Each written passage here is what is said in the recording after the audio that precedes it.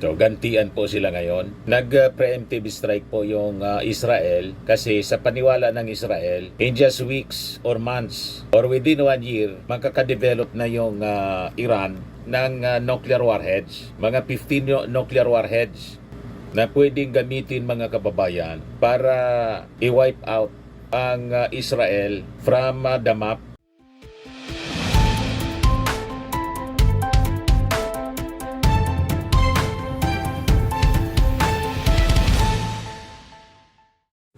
Hello po mga kababayan, si Dante Maravillas po, Bicolano vlogger, broadcaster, journalist from Albay. So pag-usapan natin yung iba naman ng mga topics kasi as you know, yung ating timeline mga kababayan, punong-puno ng mga images, nakahindik-hindik. Hindi lang yung nangyari pong pagbagsak ng eroplano sa yung India Air, kundi yung giyera ngayon mga kababayan sa Iran, Israel-Iran war na siguradong makakaapekto sa buong mundo. In fact, ito na yung pinag-usapan mga kababayan. Ayan o. Oil prices leap 7% and US stocks slump more than 1% on worries about the crude market. Ayan pa mga kababayan yung mga balita ngayon. No? Middle East conflict threatens to exacerbate consumer price pressures. So ipanalangin po natin yung nangyayari ngayon sa Israel. Yung Israel kasi sinalakay na po preemptive strike tulad ng ginawa mga kababayan ng Amerika noon sa Iraq, preemptive strike, Desert Storm. Ngayon, ang nag-preemptive strike yung Israel, nilusob mga kababayan ng mga eroplano ang Iran. And ngayon, rumisback na rin po yung Iran. Matindi po yung devastation. Yan o.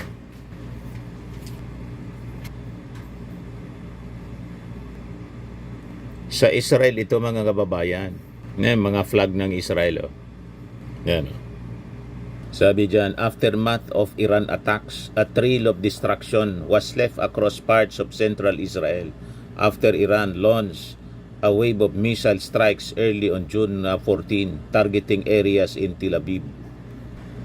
Yan o. Iran launches missile barrage against Israel. Gumanti po yung Iran kasi napatay ng Israel po kahapon yung top general nila at mga nuclear scientists ng Iran kasi tinarget ng Iran mga kababayan ng Israel mismo sa kanilang preemptive strike yung mga nuclear sites. Ito yung tinarget mga kababayan, multiple strikes on Tehran, Iran's main uranium enrichment plant. Ito yung Israel. Napakaliit lang yung Israel mga kababayan. So in between Iran and Israel, Saudi Arabia, Iraq, Syria, tapos Jordan. Ito yung building mga kababayan. Yan o. Nuclear site siya ng Iran. So, gantian po sila ngayon. Nag-preemptive strike po yung Israel kasi sa paniwala ng Israel, in just weeks or months or within 1 year, magkakadevelop na yung Iran ng nuclear warheads, mga 15 nuclear warheads na pwedeng gamitin mga kababayan para i-wipe out ang Israel from the map tulad ng dati lagi-lagi mga kababayan na banta ni Khamenei, yung leader ng Iran. So ngayon, because of this conflict, ito na nga po mga kababayan, ang epekto dito sa atin, yung possible increase sa presyo ng petroleum and consumer prices. So dapat po may contingency tayo rito and sigurado naman po pati sa mga OFW natin kasi 2 million yung ating mga OFWs, more than 2 million ang nandiyan dyan sa Middle East at napakarami nandyan sa Israel din mga kababayan other than sa Saudi Arabia, although yung Saudi Arabia hindi man po involved pero siyempre kailangan maging handa kasi baka magkaroon daw po ng regional war o baka pinag-uusapan na po ang World War III kaya nakakakilabot ang kwentong ito mga kababayan. So sabi dito sa balita, oil prices leap in stocks slump Friday on worries that escalating violence following the Israel-Iran attack on Iranian nuclear facility and military targets could damage the flow of crude around the world. along with the global economy. So baka mga kababayan, magkaroon tayo ng oil crisis na naman. Tulad noong nangyari noong 70s. Wag naman sana po. Late 70s po, nagka-oil crisis. Naalala ko dito sa amin, napakahaba ng pila. Ilang kilometers po yung pila sa mga gasoline stations, makabili lang ng krudo, ng gasolina. Yung mga jeepneys and mga private vehicles. Matindi talaga po. So pati stock market mga kababayan bumagsak. The strongest action was in oil market, where the price of a barrel of benchmark US crude jumped 7.3% to $72.98. Brent crude, the international standard, rose 7% to $74.23 for a barrel. So magtataasan po yung presyo ng mga produktong petrolyo. Apektado po tayo sigurado rito. Yung pamasahe sa mga jeepney, sa mga buses. Then siyempre, yung chain reaction yan sa presyo ng mga bilihin. So baka masisi na naman yung ating Pangulong Bongbong Marcos. Ang conflict mga kababayan sa Middle East, ang pwede lang nating gawin ay pakiusapan sila to de-escalate. And in fact, yun po ang panawagan ng ating Pangulong Bongbong, to de-escalate. So sabi dito sa balita, Iran is one of the world's major producers of oil. Though sanctions by Western countries have limited its sales.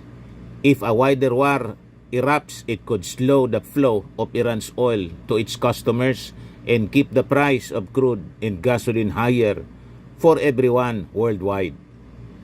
So sabi dito, beyond the oil coming from Iran, analysts also pointed to the potential for disruptions in the Strait of Hormuz, a relatively narrow waterway of Iran's coast.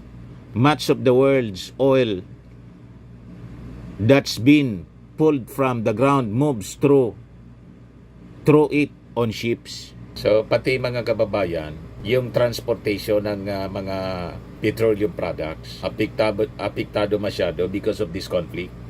Past attacks involving Iran and Israel have seen prices for oil spike initially, only to fall later once it became clear that the situation was not escalating and there was no impact on oil supply.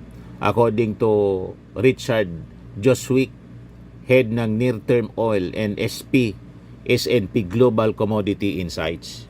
Ngayon, pati sa consumer prices mga kababayan, may epekto itong conflict sa Israel and Iran. Yan sabi dito sa report ng Inquirer, Middle East conflict threatens to exacerbate consumer price pressures. So after ng COVID noon, after years of sky-high inflation, in the aftermath ng COVID pandemic, ang sabi dito, the latest escalation in the Middle East has the potential to cause widespread price increases that could set consumers back again. Resulta yon mga kababayan ng epekto sa petroleum products. Sabi dyan, in the past, conflicts in the Middle East have sent energy price soaring for extended periods, but in recent years, because of the huge supply of oil, those spikes have been more fleeting. Higher energy prices can lead to elevated cost for a wide range of products because just about everything is made and transported using oil or natural gas. Ayan ang mga nakaka-alarma mga kababayan na mga balita sa ngayon. And sabi sa report mga kababayan, parami yung conflict sa buong mundo. Ayan, highest number of conflicts worldwide in 2024 since 1946, sabi po sa study. Madaling sabi, pagulo ng pagulo, mga kababayan ng ating mundo. So tama yung sabi sa Bible. In the last days talaga, there will be wars and rumors of wars. Famines, pestilences, earthquakes in diverse places. Pati yung pagdami ng mga disasters mga kababayan. Sabay-sabay na po. So manalangin po tayo mga kababayan, sana naman hindi lumala yung kaguluhan dito po sa Middle East. Itong presenteng labanan between Israel and Iran.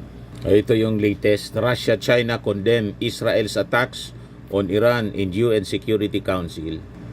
Yang China and Russia, mga kababayan, kalyado man talaga niyan. Yung Iran at yung mga Arab countries, doon din ang kanilang alliance. Yung DMW, OWA, nasa heightened alert na rin ngayon, mga kababayan. So nagpalabas sila ng mga hotlines para sa ating mga OFW para tumulong in case kailangan silang pauwiin. Yan, sabi diyan, the Department of Migrant Workers has placed its Middle East help desk on full alert to assist OFWs and their families affected by the escalating conflict between Israel and Iran.